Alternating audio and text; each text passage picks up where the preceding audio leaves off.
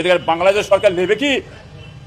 এদের বাংলাদেশ সরকার তো নেবে না, তাহলে কোথায় যাবে এরা? হ্যাঁ, আপনি পার করে দিচ্ছেন। বাংলাদেশের সরকার বাংলাদেশের মানুষকে বাংলাদেশে ফেরত নিল কি না নিল ওটা জেনে আমাদের কোনো লাভ নেই। বাংলাদেশের মানুষ বাংলাদেশে পাঠাবে ভারত সরকার, সাফ কথা। ভারত সরকারের কোনো ভেবে লাভ নেই যে বাংলাদেশের মানুষকে বাংলাদেশ ফেরত নেবে কি না। আপনি ভারতের মুসলমান চাচা, আপনি ভারতবর্ষে থাকতে পারেন, নো প্রবলেম, কোনো সমস্যা নেই। কিন্তু কথা হলো যে ভাই, বাংলাদেশের মুসলমান ভারতবর্ষে কেন থাকবে? ভারতবর্ষ কি ধর্মশালা? চাচা আমাকে বোঝান, ভারতবর্ষ কি ধর্মশালা যে যে যেখান থেকে আসবে ভারতবর্ষে থাকবে, ভারতবর্ষের খাবে, ভারতবর্ষের পড়বে, লক্ষ্মীর ভান্ডার নেবে, আবাস যোজনা নেবে? ভারত কি ধর্মশালা? নিশ্চয়ই না। তাই বাংলাদেশের মানুষকে বাংলাদেশে পাঠাচ্ছে ভারত সরকার, পাঠাতে দিন। আপনার চিন্তা করে লাভ নেই, আপনি ভারতীয় মুসলমান, ভারতবর্ষে থাকবেন। বুঝতে পেরেছেন চাচা? এই দেশের নাম হিন্দুস্তান, এখানে হিন্দুরা রাজত্ব করে। থ্যাংক ইউ এবং ধন্যবাদ আমাদের শুভেন্দু অধিকারীকে। সত্যি বলছি, আমাদের প্রিয় শুভেন্দু অধিকারী পশ্চিম বাংলার পারফেক্ট মুখ্যমন্ত্রী। ভাই পশ্চিম বাংলার হিরো, যে সবসময় কারেক্ট কথা বলে আর ক্লিয়ার কথা বলে।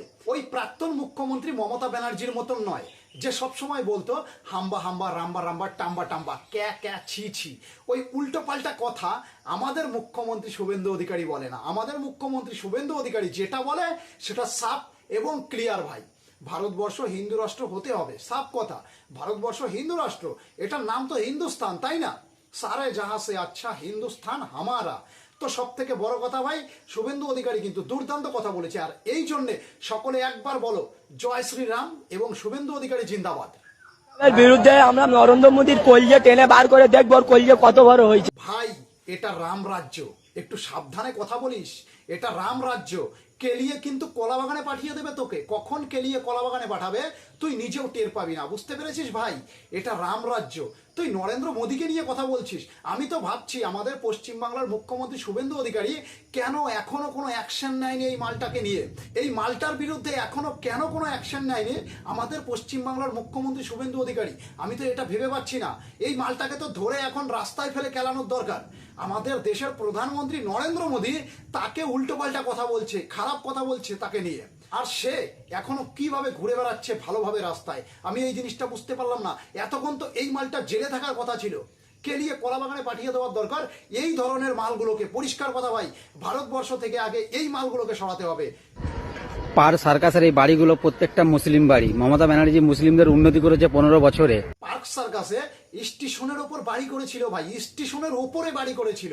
বোঝো তাহলে, বাংলাদেশি রোহিঙ্গা, এগুলো বাংলাদেশি রোহিঙ্গা মুসলমান, এরা স্টেশনের উপর বাড়ি করেছিল।